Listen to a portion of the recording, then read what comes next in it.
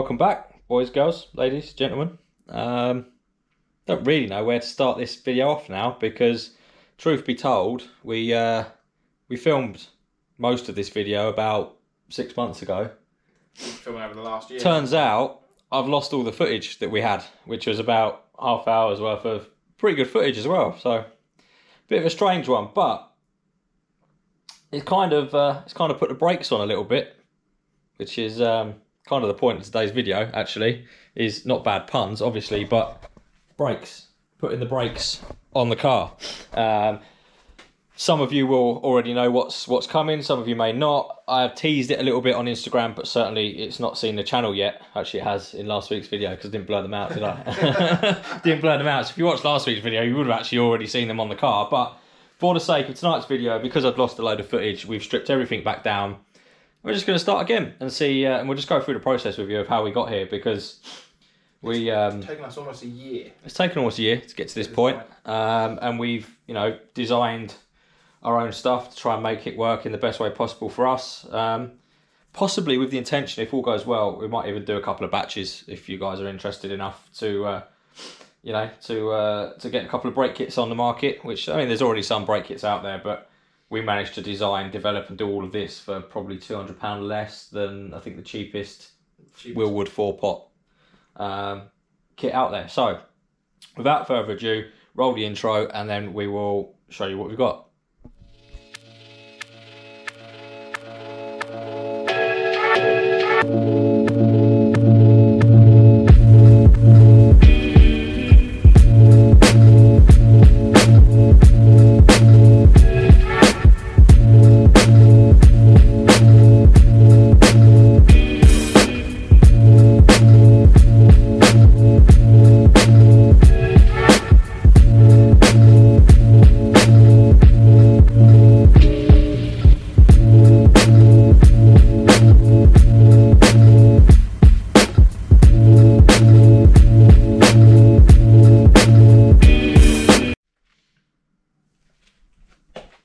So, car designed to go very, very fast. We hope, anyway.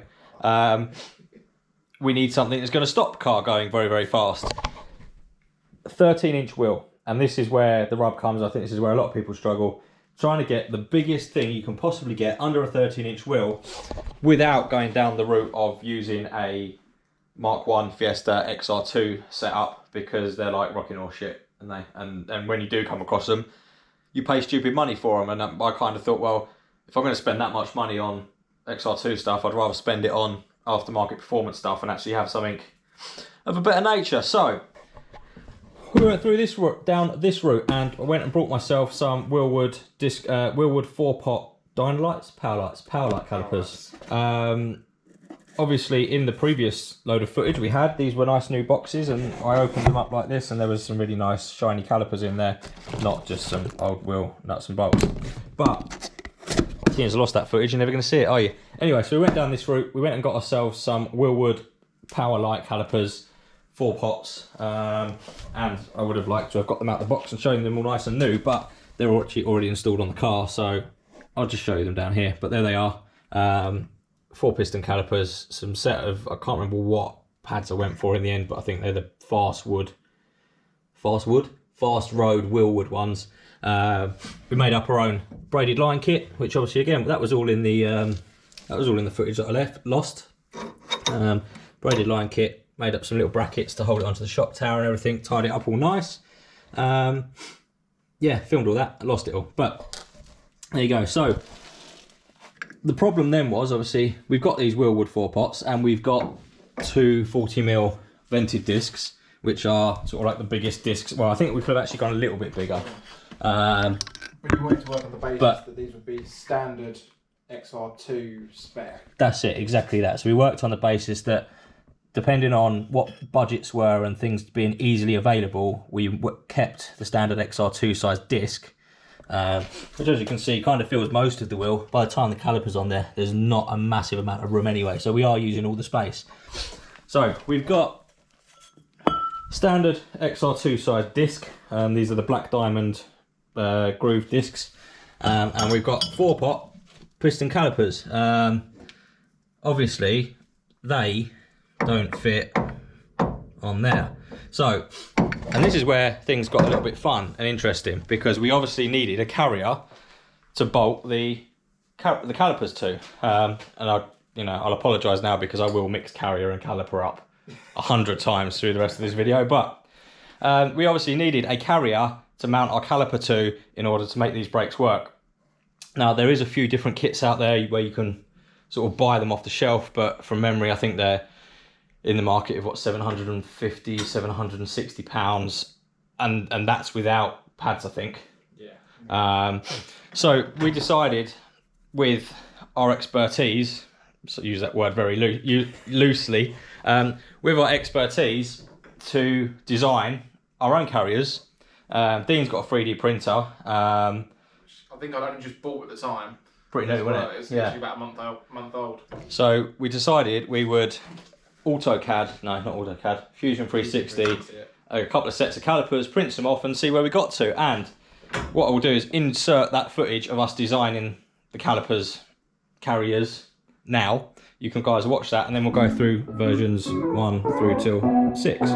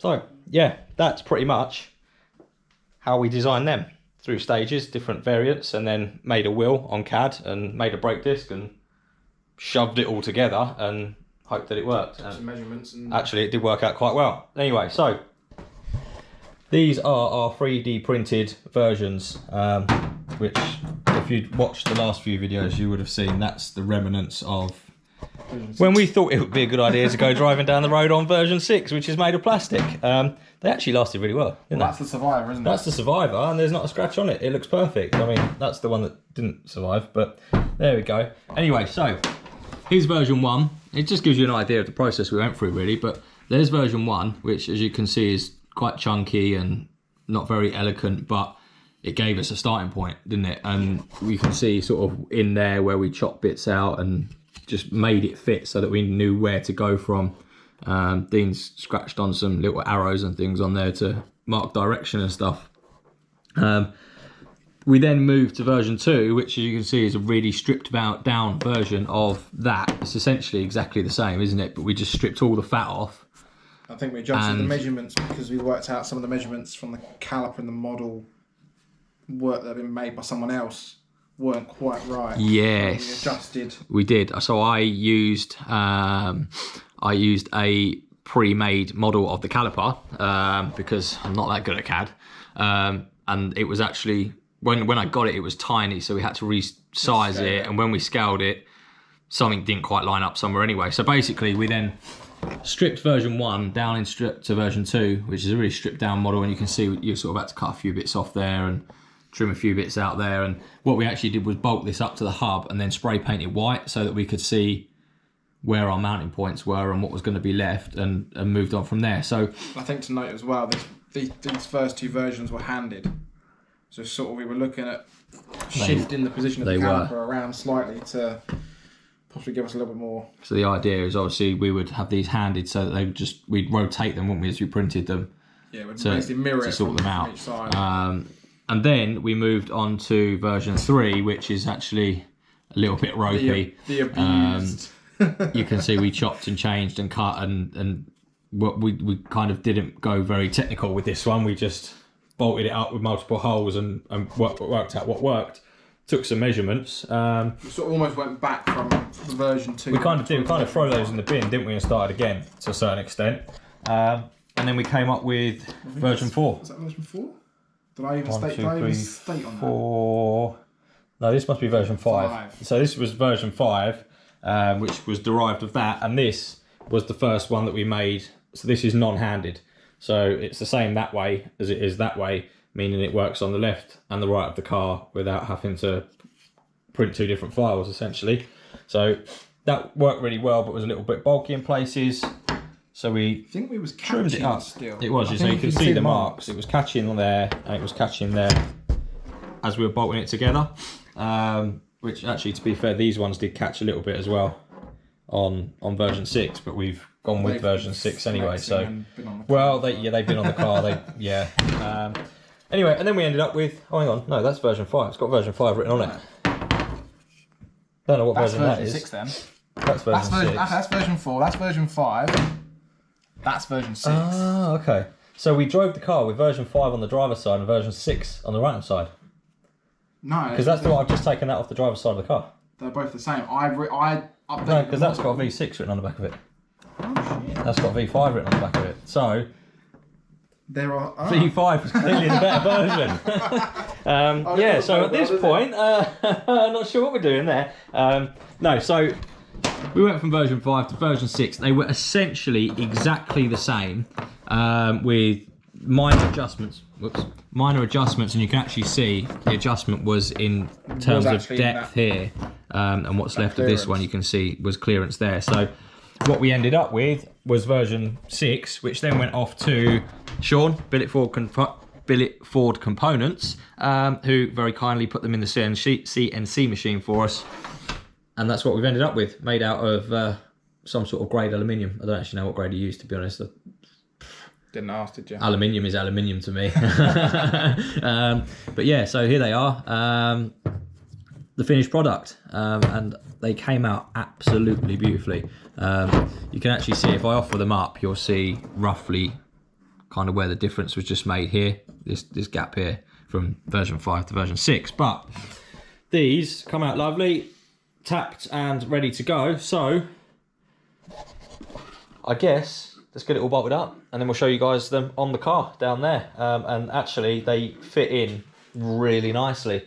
The only thing that we have had to use is with these offset wheels, we have had to use quite a big 20mm wheel spacer to actually fit these on, because obviously this depth here isn't as deep as it would be as if these weren't a silly offset on the wheels here. Rear-wheel drive offset again. Rear-wheel drive offset again. If these were the front-wheel drive offset. And in actual fact, when we were testing, I've got a 14-inch KA wheel around the corner, haven't I, which we put on. And when we put that on, we had all the space in the world without the spacer. It's just because of the silly wheels that I've chosen to use that we've got to use that. So, but there we go. Right, I'm going to get this all bolted up. Catch you guys in 2 seconds.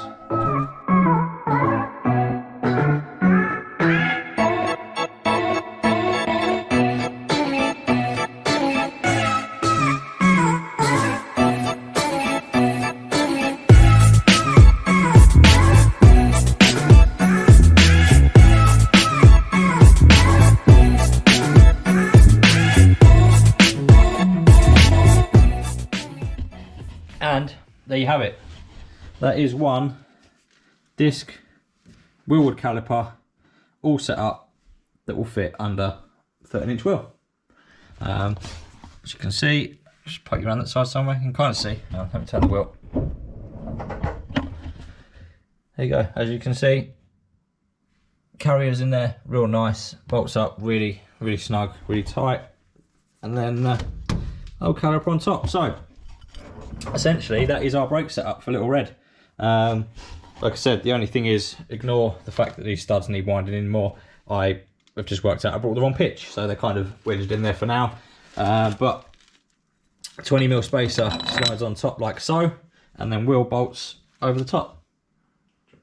job done. So yeah, get this side bolted up with the wheel, get the other side bolted up with the wheel, and that's kind of it, to be honest, for this video. It's quite short because, again, we lost most of the footage.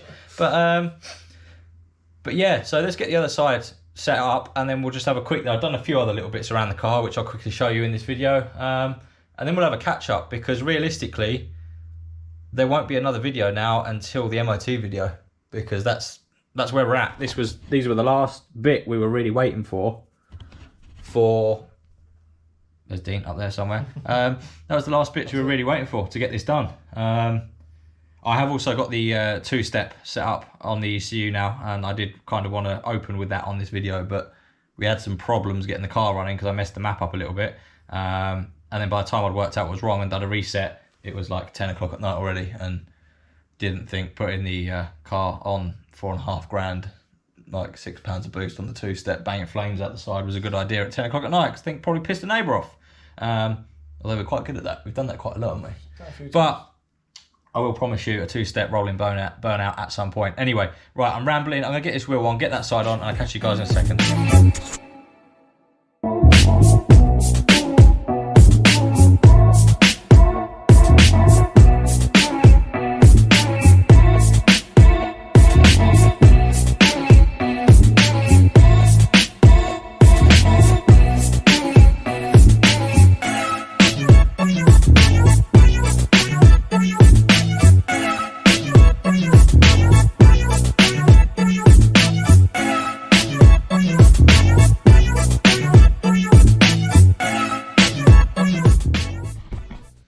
So there you have it. That is the brakes all buttoned up on the front of the Fiesta.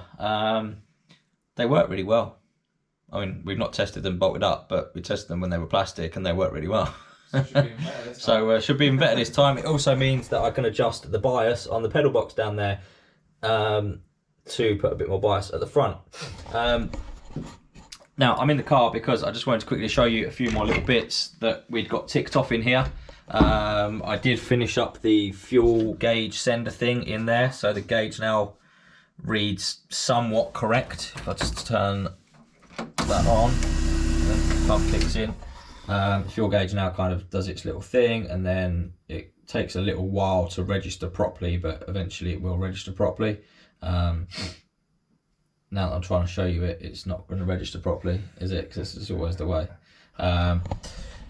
Anyway, it kind of works. I think, to be honest, this dash is not the best. I think that's something to do with it, in all fairness. This dash takes a long time. It's very old, takes a long time to move backwards and forwards. However, have I got my tablet up there? I have, yeah. Just grab the tablet out of my bag and I'll show them that as well. Yeah, the big one. I have got my tablet. My tablet is a bit too big for this dash, but the next little project is going to be I'm going to get a smaller tablet and sit a tablet in there so that I can keep this for the retroness, but also use my tablet here for the install that later, open dash, so that I can have this dash, which I actually paid the $14.99 registration fee for the Shadow Dash the other day. So the idea is that I will then be able to have a little dash like that in front of me. I mean, obviously this one's too big to fit in. This is a 10.5-inch tablet, so if I was just to go to a I guess what would I go to? I'd just go to like an 8-inch tablet, couldn't I, to get that to fit in there. It has a GPS speedo built into it as well, which is pretty good. Shows you battery voltage, manifold air temp, which needs to adjust because there's no way it's 51 degrees C in it. And there's no way it's 70 degrees in the engine coolant temperature either, so obviously that needs to be calibrated. So yeah, so that's what the plan is with that. So let us know what your thoughts are on that. I quite like it, to be honest. And the idea is that I'll use that in there, and I can just kind of keep that one hidden behind for the retro cool lookiness, but I've actually got a fully functioning working dash up here because I really like that dash, but it's kind of a bit old and past it now. I mean, that's from, it's as old as this, because I mean, when was so that's from a Mark II Astra GTE 8 valve, 1.8 valve, which would have been an 1982, something like that. So for something like that's LED and LCD displays that was made in '82. The fact that it even still turns on, pretty good still. So yeah, that's the plan with that. Obviously, we showed you the lights up here in the last video. What I've done since then is install this new little fuse box down here. Previously, we had that little fuse box thingy and then another one, and they didn't really work very well, and I ran out of space on them, so I've swapped it out for this little marine boat thing. Although, to be honest, I'm not sure I'd want to use this on a boat. It's not very waterproof, but for in here it works fine. It's just 16 way, all the fuses are in there, a couple of neutral bars on the top. So I've got that all hooked up. I've got the launch control hooked up, the 2-step, so when that flicks on, indicator light to show me the launch control's on. And then for the time being, I've just twisted the 2 cables together down there, because I need to get a proper clutch switch put on the handbrake there. But the other thing we've also done is I did end up mounting the second set of lights underneath the dash, so that it kind of lights up the dash down there, which actually works quite well. In fact, do you want to just kill that light for us, Dean? There we go. So it kind of actually lights up in here quite nicely. Again, don't really know how it's coming out on camera. I might be able to edit it in a little bit, but Dean's going to turn the other light off. There we go. Oh, really dark now. But actually, like, the view of the dash and everything works quite well, and to drive in here, it makes a massive difference anyway. Right, light back on. There we go. And the other one. So yeah, what else did we get ticked off the list in between? We got the, so I got the reverse light. The reverse, you can't see it because I've shut the boot. Hang on, let me get out. Right, I got the reverse light swapped over for a nice new LED bulb inside the old casing. So that's now nice and bright. And I also got the rear number plate lights converted over to LED, so they look nice and bright now.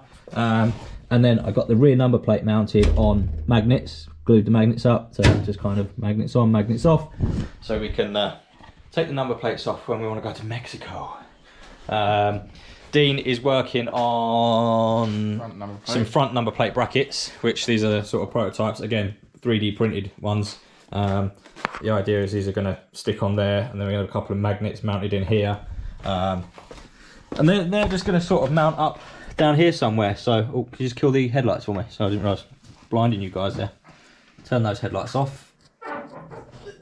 Will he get it right? Will he push the horn? Oh, you got it right. There we go.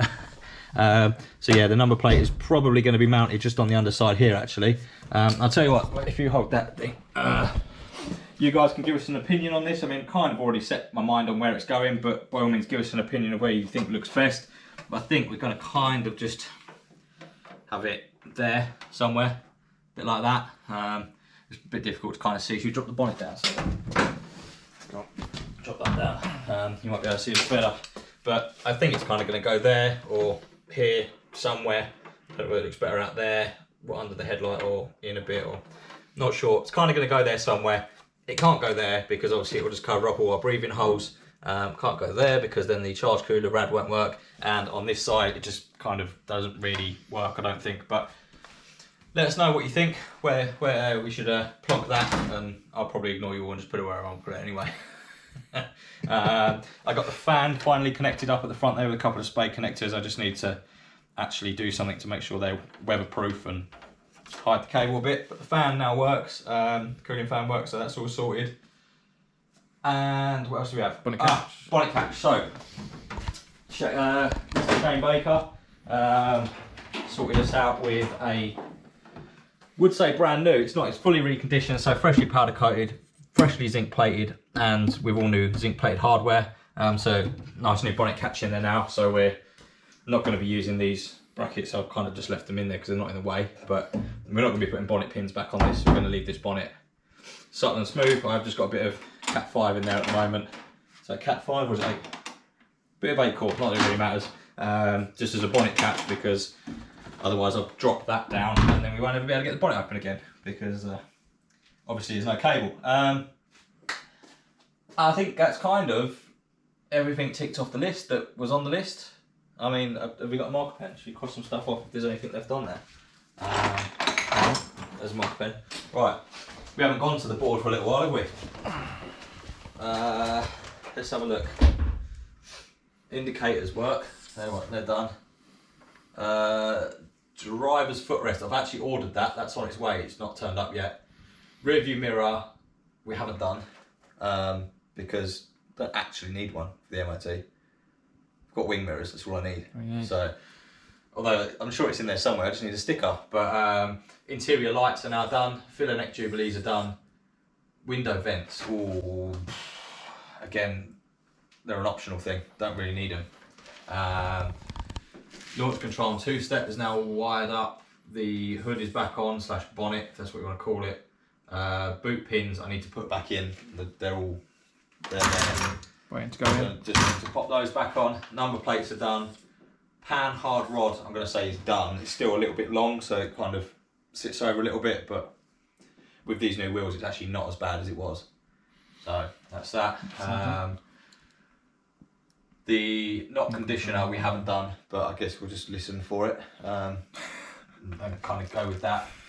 Brakes are done, fluid, that's all done. Charge cooler's done. Cooling fan is done. I think you can cross off your shopping list. Shopping list, fan wire connector, number plates, jubilees are done. Ah, yes, I don't know if I showed you guys actually. Swing around that side thing.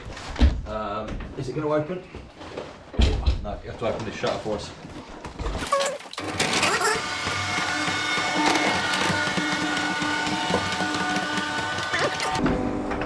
Anyway, the other thing we got done was the filler neck is all now fully clamped up as it should do, so it actually works. Fuel gauge sender is done, as I've aforementioned. Charge cooler now works properly rather than being connected on that little wire. I don't know, you kind of get the gist of it, didn't you, really? We pretty much ticked everything off the list. So, heat management is kind of done as well. Apart from the turbo blanket, I haven't bought turbo blanket yet.